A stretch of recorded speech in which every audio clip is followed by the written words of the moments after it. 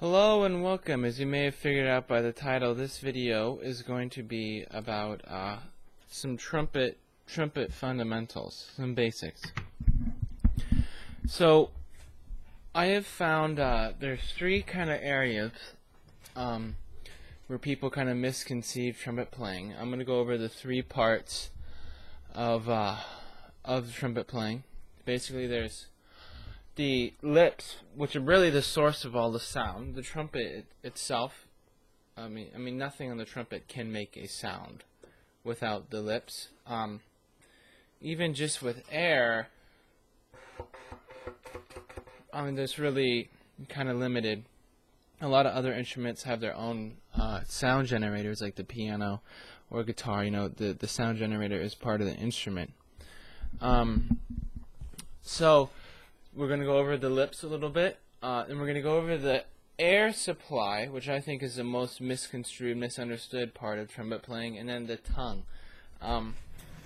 So my students, a lot of my students, and I think a lot of the professional players I see even, kind of get two of the parts mixed up. Through manipulating your air, you can achieve a really wide variety of notes and range and different ways of going between the notes. But that can also, the same thing can be achieved by manipulating the airstream instead of with our torso muscles, by using just our tongue. And the tongue is, first of all, if nothing else, you get much less tired manipulating the notes with your tongue. And it's a lot more reliable. Physically, the physics of sound, the notes are not far apart. They are very close. And when we get into the really high range, we're talking about, let's say an airstream this thick, and this thick is an octave or a fifth. When you're really getting up there, that can happen. So the tongue is a much more finesse muscle. It's one of our strongest muscles, and it has much better control over the trumpet as opposed to our air. I'm going to demonstrate what a lot of my students do, and even players like Maynard, when you see videos of him, how he achieves his volume, I think is a little backwards. So let me go ahead and demonstrate how I think most people might get around the horn.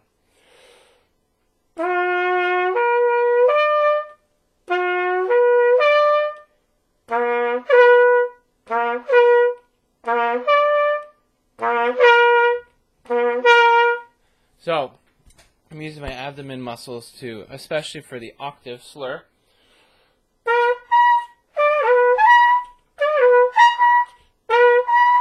And I'm exaggerating it a little bit, but I do see people that do that. Or when we're getting louder, I see this.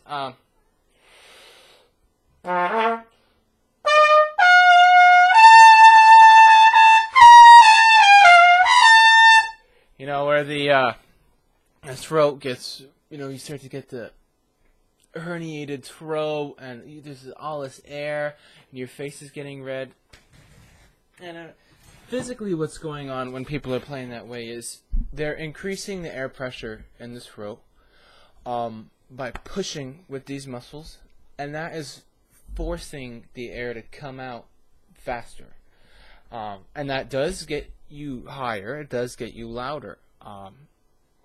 Instead of having this really high pressure here that is kind of, I guess, really putting a lot of strain on these muscles, what we should be doing is just achieve the same pressure by manipulating the space in our mouth using our tongue. So let's talk about the airstream first. Well, let's talk about tongue position first. How you go about manipulating the airstream in your tongue. This is how most people tongue, with the tip of their tongue behind the top teeth.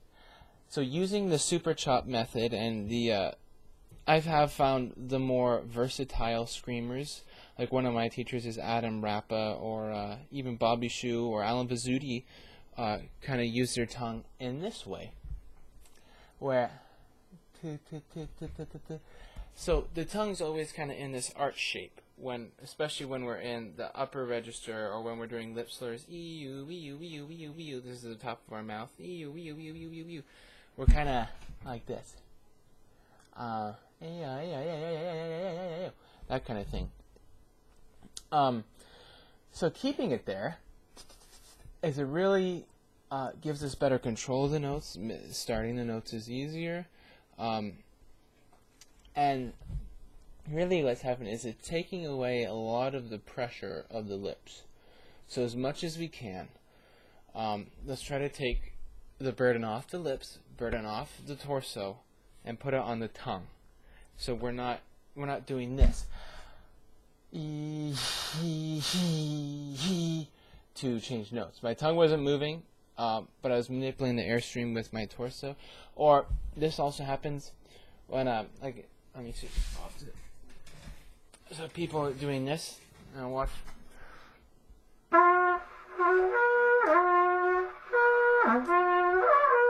First of all, it sounds terrible, and it's very difficult. So as much as we can, we'll try to put the note changing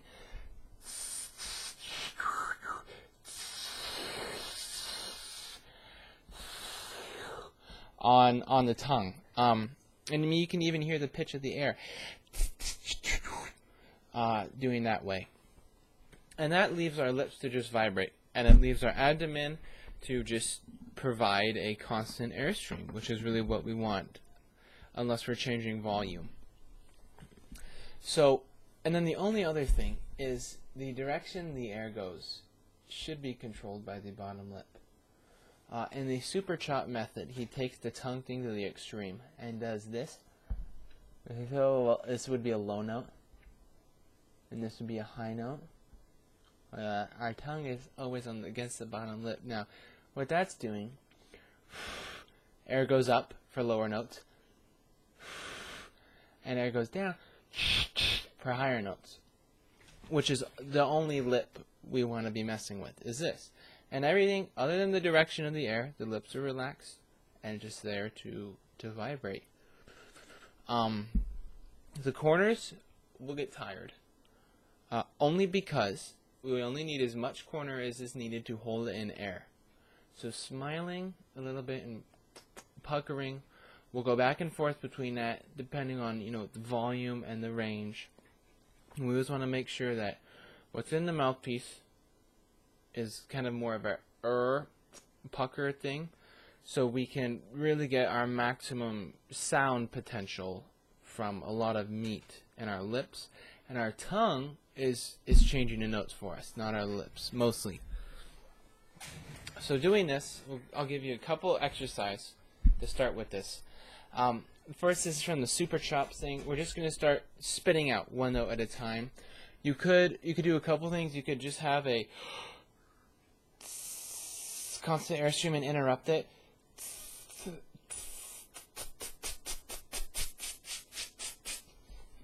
And that, I'll do it a little lower.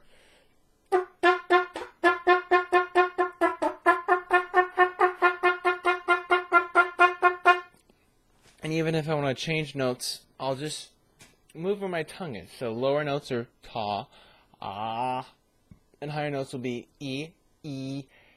You can see how I'm manipulating the space in my mouth. I. That would be like a lip slur.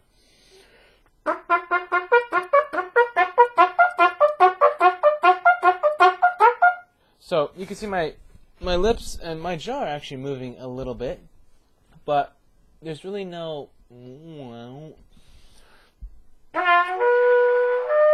You can't see me sucking it in. It's just kind of there.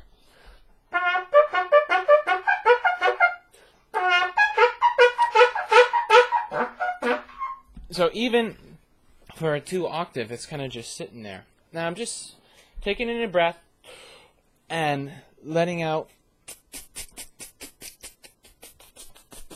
You can even go,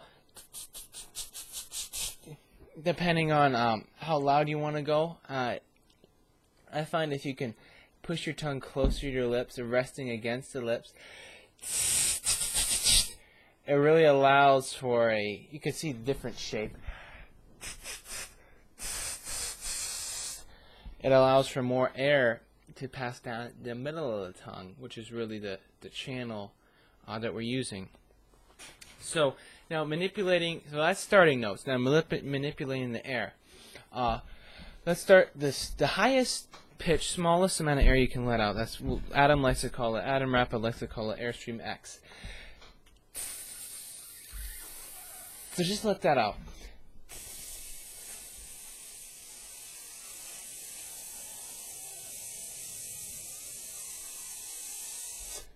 I'm not doing anything with my abdomen. I just took a breath, and the natural pressure is just kind of coming out. And that works because I've got high pressure in my body. And when I let there be space in my mouth, it just falls out. There are no muscles that push it out. Like when you breathe, it's just two balloons next to each other. There's outside that's low pressure or high pressure, inside your body that's low or high pressure, and air will go back and forth between them. Okay, so now we're going to try to do let's do Airstream times 2 and try to keep it the same pitch. Now this is important because you will be lowering your tongue, which will let more air out. Now if I just leave my abdomen alone,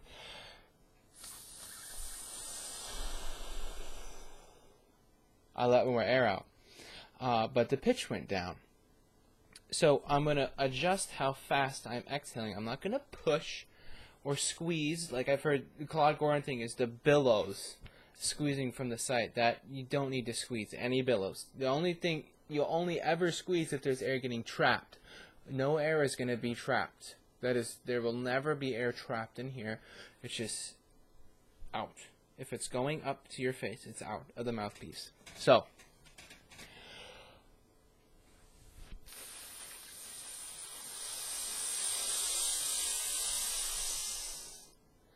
you can see I started exhaling faster. The pitch stayed the same, but it got louder.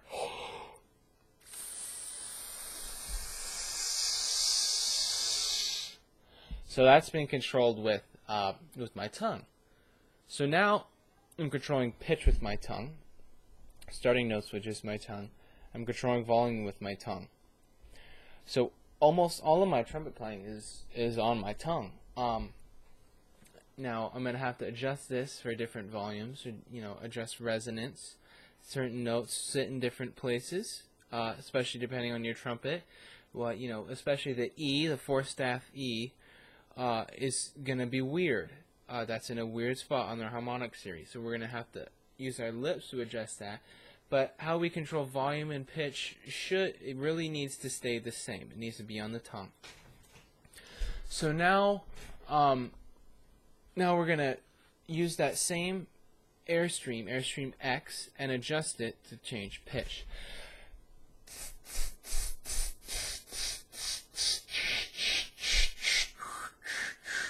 So when I'm changing my mouth shape here, just so my jaw is in the right place.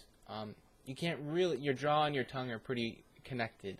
It's hard to move one without the other, especially for these extreme motions. But my lips when I'm playing are going to be staying in the same spot.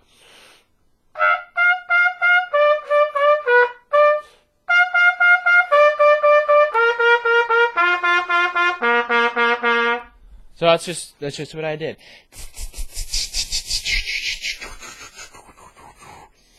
So I was just going going from T to 2. And the volumes was pretty much the same. Now, just like with the other thing, you do have to keep the same, different pitches, the same volume. You're going to have to compensate how you're breathing. Very low note is going to have a lot of air escaping, so you're not going to be able to last as long. Contrary to popular belief, lower notes take more air than higher notes. almost no air. I mean, I can hold, at the top of my range, I can hold a note much longer than the bottom.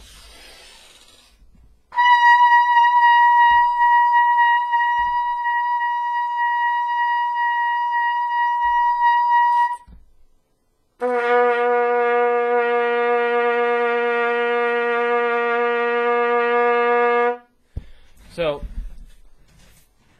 I was getting a little red, because air was a little trapped in there. This mouthpiece, this is a new Taylor trumpet. This is a standard mouthpiece. I'm waiting for the lead mouthpiece.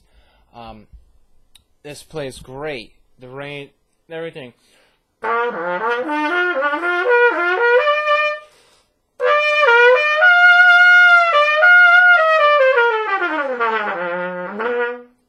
But for me, it really does feel like I'm playing into a bucket with this, standard kind of classical mouthpiece. So my lips adjusting has not been entirely efficient.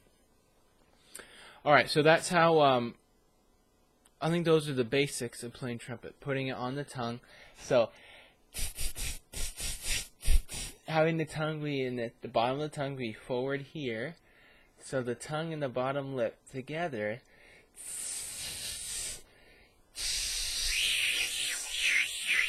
The movement's not going to be that extreme. It's very small when it's in the mouthpiece. But that motion is how we change pitch. This motion is how we change volume.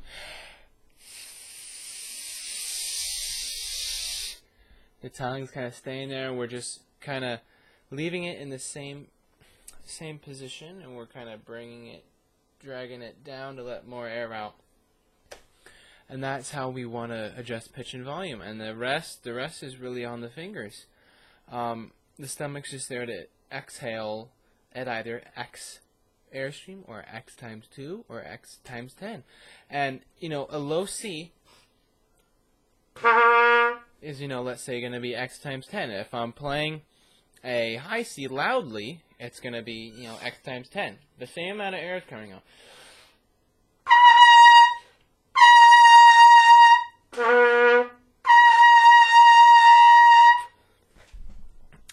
But the tongue is a little bit adjusted, and the bottom lip especially for those, because the airstream's staying the same, the bottom lip is adjusting where it's going.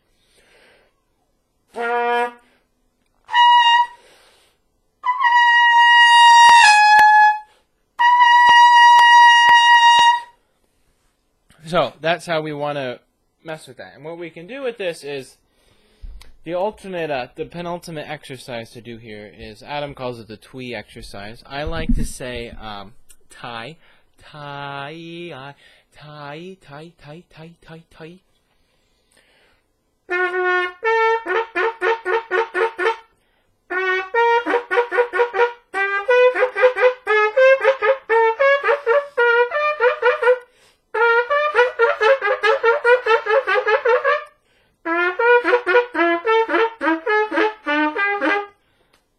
And we're just trying to go between those notes just using our tongue, and that'll get your lip slurs wicked fast.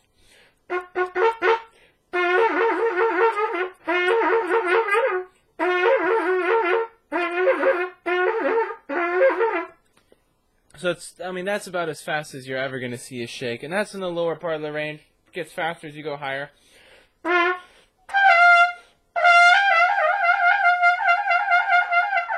So, you won't see shakes really faster than that. Lip trills, that's about as fast as you'll need to go.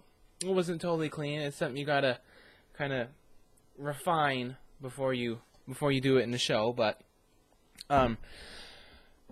so that's really the goal, to get that to be on the tongue. And so the twee exercise or the tie exercise, do that. And to make sure those notes, all these partials, when we're doing shakes and lip trills, are resonant,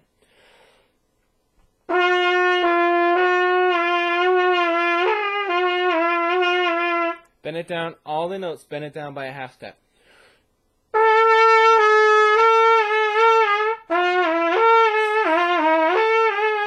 And that'll be a really resonant spot for your lips to be for those notes.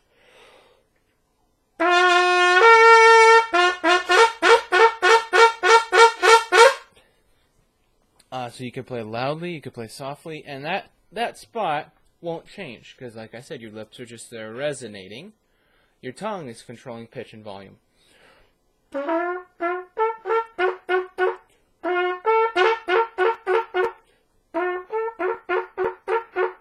So the lips, loud or soft, I mean the lip slur is the same, and it's the same resonance playing loud or soft.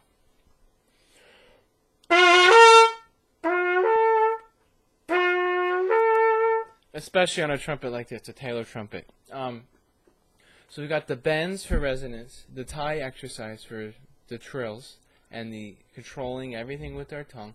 And the only other thing is volume. So this is a good exercise. So we're going to start at middle C, in the middle of the staff. We're going to go down and up by half steps.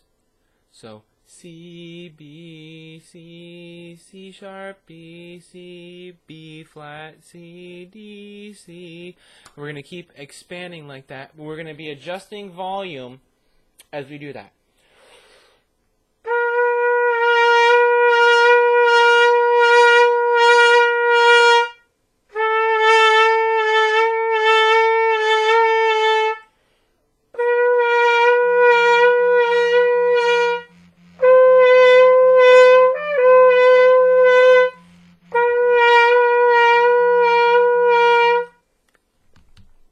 So the goal is you have to be able to control the volume without having the pitch adjust. On this trumpet, actually, on the Taylor trumpets, I can adjust the volume without the pitch changing. I did play Yamaha, and I'm used to compensating. So I've got a little bit of lip movement I'm trying to get rid of. That's unnecessary.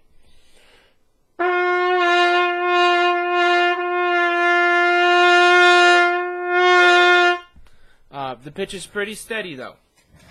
So the tie for tongue control, the bending, half step bending, open to open, open. So you're able to bend a half step with just your lips for resonance, and volume control for more tongue control. Okay, so I think that's pretty much all you need to do for trumpet playing. Other than, I mean, the only other thing is double tonguing and triple tonguing, but that's also, again, a tongue thing. So really, it's all on the tongue. Push as much on the tongue as you can. You won't get tired, and for some reason, if you feel like you're pushing, you're really just exhaling faster. But the next thing is just developing lung capacity. My next video is going to be about that, how to build up and control the natural pressure of your body, not create false pressure in your throat. With Dizzy Gillespie, that will happen. That does happen. Even Maynard kind of had it, and that's really not what we want. They can't double tongue and triple tongue at double C. They can just fart out a double C because they're just all this pressure is just, there's no way they can not play a double C with that much pressure. And pressure is not what we want. So those are a few exercises to master the tongue. All right, thank you.